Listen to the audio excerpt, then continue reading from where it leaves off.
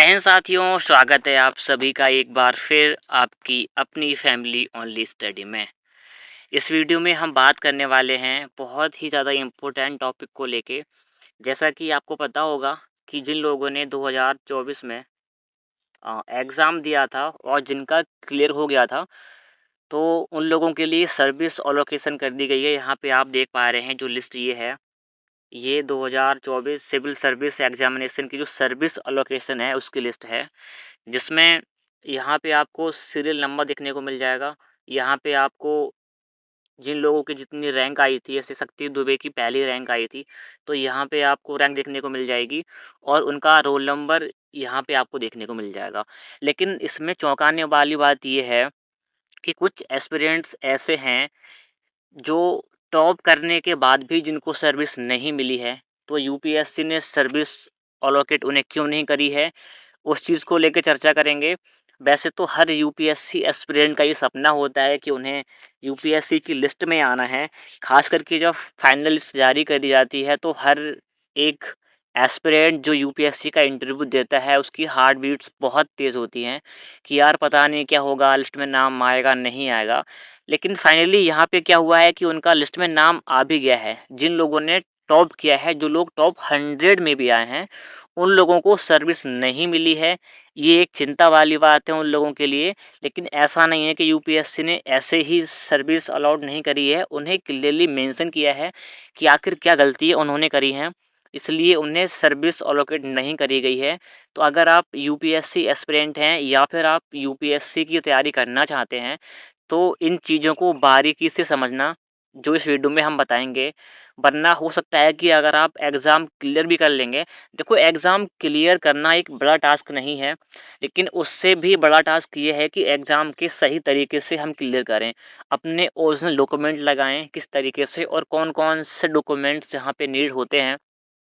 कई बार क्या होता है कि अच्छी रैंक लाने पर भी हमें हमारी सर्विस जो हम चाहते हैं, वो हमें नहीं मिलती।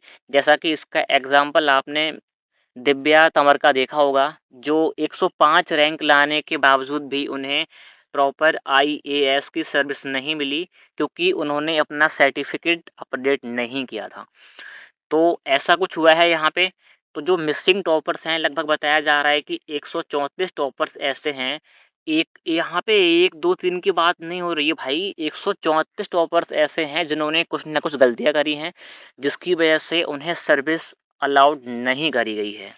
तो ये पीडीएफ आप यहाँ पे जो देख पा रहे हैं, अगर आप इसको खुद से बारीकी से देखेंगे, तो प्रॉपर आपको यहाँ पे मिल जाएगा rank 1, rank 2, rank 3, rank 4, rank 5, ऐसे सीरियल नंबर आपको मिल जाएँगे। लेकिन अगर आप बहुत बारीकी से इसको देखेंगे, तो यहाँ पे मैं आपको सामने आपके लैब दिखाता हूँ।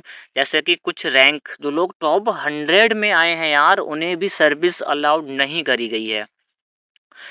तो यहाँ पे आप देख सकते हैं, जैसे कि यहाँ पे मैंने इस पीडीएफ को बहुत ज़्यादा बारीकी से देखा तो मुझे लगा, जैसे कि यहाँ पे आप देख पा रहे हैं, यहाँ पे है 85 रैंक और यहाँ पे आना चाहिए था 86 रैंक। लेकिन यहाँ पे जो 86 नंबर के जो कैंडिडेट हैं, उन्हें सर्विस अलाउड ही नहीं करी गई है भाई। तो यहाँ पे जिनको सर्विस अलाउड करी गई है वो है 87, इसलिए यहाँ पे 87 जो रैंक है वो यहाँ पे लिख दी गई है। और ऐसे करके अगर आप 1, 2, 3 देखेंगे तो यार 134 को देखने में बहुत समय लग जाएगा। मैंने इसको बारीकी से देखा है, इसमें लगभग 134 ऐसे नंबर हैं जो रैंक यहाँ पे मिसिंग हैं। अब जैसे इस पीडीएफ को हम लास्ट तक देखें, तो इसमें जो लोगों ने फाइनल एग्ज़ाम क्लियर करा था, तो वो उन उसकी संख्या थी यहाँ पे। जैसे इसको मैं स्क्रॉल नीचे करता जाता हूँ।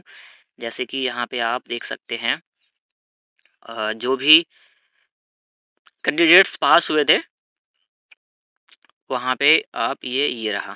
जैसे कि ये यहाँ पे आप देख सकते हैं, जिन लोगों ने 2024 में फाइनल लिस्ट में यूपीएससी की जिनका नाम आया था, तो उन लोगों की संख्या थी 1009, मतलब कि 1009 ऐसे लोग थे जिन्होंने यूपीएससी का एग्ज़ाम क्लियर किया था और किसी न किसी रैंक उनको जो है वो हासिल करी गई थी। लेकिन यहाँ पे जो सर्विस एलोकेशन लिस्ट हुआ है फर्स्ट इलेक्ट्रेशन में, तो यहाँ पे आप देख सकते हैं कि जो 875 लोग ही ऐसे हैं जिनका इस लिस्ट में नाम है, ये जो आप देख पा रहे हैं, इस लिस्ट में उनका नाम है और उन्हें कोई ना कोई सर्विस यहाँ पे अलाउड करी गई है। तो ये है नंबर 875 लोगों की सर्विस लिस्ट है वो जारी कर दी गई है आउट ऑफ 1009 पीपल्स में से। अब यहाँ पे मेन कंसर्न वाली बात ये है कि आखिर इन लोगों को सर्विस क्यों नहीं मिली? तो अपने यूपीएससी ने इसके देखो यहाँ पे नोट में सीधा-सीधा मेंशन करा है, ये नोट आप यहाँ पे देख सकते हैं कि ऐसा नहीं है कि उन्हें किसी खुशी में या फिर किसी से नाराज़ होके उन्हें सर्विस अलाउड नहीं करी गई है, बल्कि जब यहाँ पे आप देखेंगे तो यहाँ पे लिखा हुआ आएगा रिमेन मेडिकल स्टेटस इनकम्प्लीट, मतलब कि ये है कि या फिर जो लोग ऐसे हैं जिनका मेडिकल कंप्लीट नहीं हुआ है, किसी भी कारण से उन्हें मेडिकल प्रोसेस में प्रॉब्लम आई है, क्योंकि जब लिस्ट में नाम आता है तो उससे पहले आपका जब आप इंटरव्यू देने जाते हैं, उसके बाद जब सर्विस अलाउड करी जाती है तो एक मेडिकल टेस्ट भी आपका होता है। तो इनका जो मेडिकल टेस्ट है वो हो सकता है कि किसी भी तरीके से उसमें कोई कमी आई हो जो कि इनकम्प्लीट है। यहाँ पे आप देख सकते हैं कि accept candidate is not accepted clear due to complete sorry incomplete medical status. तो कुछ लोग ऐसे हैं जैसे 134 में से कुछ लोग ऐसे होंगे कि जो मेडिकल टेस्ट में फेल हुए हैं या फिर जिनका मेडिकल इनकम्प्लीट हुआ है। अब देखो बहुत से एस्पिरेंट्स ये कन्फ्यूज़न में हैं कि यार क्या मेडिकल में अगर हम फेल हो जाएँ, अगर हमारा मेडिकल टेस्ट पास नहीं होता है, तो क्या हम यूपीएससी की एग्ज़ाम में सफलता पाने के बाद भी हमें सर्विस नहीं मिलेगी? तो यार देखो इतना बड़ा इश्यू नहीं होता है। कई लोग होते हैं जिनका मेडिकल इनकम्प्लीट बाय चांस हो जाता है due due to some reason, लेकिन इसके ज़रिए आपको सर्विस ना मिले, ऐसा कुछ नहीं होता। सर्विस आपको फिर भी आपका मेडिकल कंप्लीट होने के बाद आपको प्रॉपर टाइम दिया जाता है कि जो भी कमी आप में पाई गई हैं आप उन पे सुधार करें और उसके बाद आपका दोबारा से मेडिकल होता है और दोबारा से अगर आप पास होते हैं तो आपको सर्विस प्रोवाइड कराई जाती है। और जो 134 लोग हैं इनमें से कुछ लोग ऐसे भी हैं जैसे कि यहाँ पे आप देख सकते हैं कि जिनकी जो certificate pertaining to educational qualification or due to pending verification of claim of various kind of reservation। ये बहुत ही बड़ा मुद्दा है इस चीज़ को लेके। जैसे कि आपको पता होगा कुछ दिनों पहले कुछ लोग ऐसे थे जो ईडब्ल्यूएस कैटेगरी से नहीं आ रहे हैं, लेकिन फिर भी वो क्लेम करके रिजर्वेशन लेके सिलेक्शन ले रहे हैं। कुछ लोग ओबीसी कैटेगरी से नहीं आ रहे हैं, लेकिन फिर भी वो फर्जी तरीके से ओबीसी कैटेगरी का आरक्षण लेके सर्विस ले रहे हैं। तो यूपीएससी ने इस बार बहुत ही ज़्यादा बारीकी से डॉक्यूमेंट वेरिफिकेशन किया है और जिन लोगों के डॉक्यूमेंट में कुछ भी कमी पाई गई है, हल्की-फुल्की भी कमी पाई गई है, तो उनको कंप्लीट नहीं करा है, उनको अभी पेंडिंग में डाल दिया है। जब तक वो लोग सही तरीके से डॉक्यूमेंट वेरिफिकेशन नहीं करा लेते, तब तक उनको सर्विस नहीं दी जाएगी।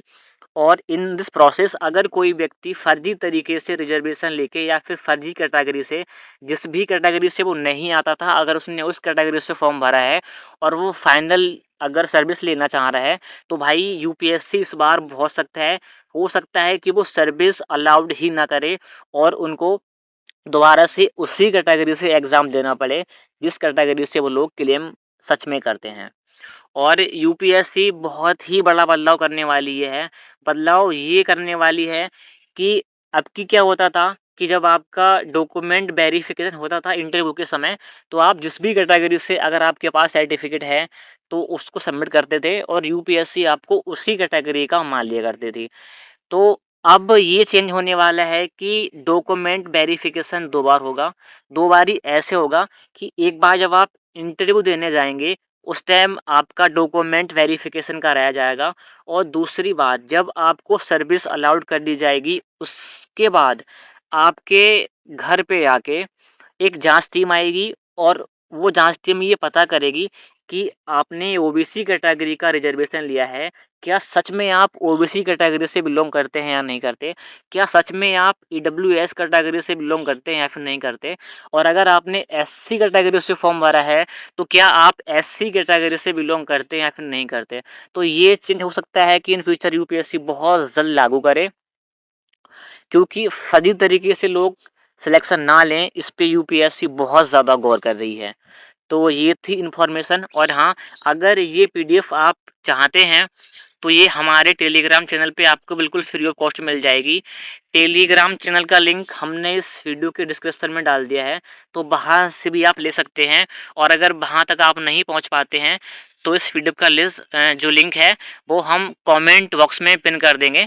आप वहाँ से हमारे टेलीग्राम चैनल पे जाके और इसको फ्री ऑफ कॉस्ट डाउनलोड कर सकते हैं। तो मिलते हैं किसी नेक्स्ट वीडियो में। अगर आप यूपीएससी की तैयारी कर रहे हैं और 2026 का आप अगर आप प्रीलिम्स देना चाहते हैं तो हमारी बेस्ट विशेस आप सभी के लिए हैं। मिलते हैं किसी नेक्स्ट वीडियो में। अपनी तैयारी करते रहो। जय हिंद।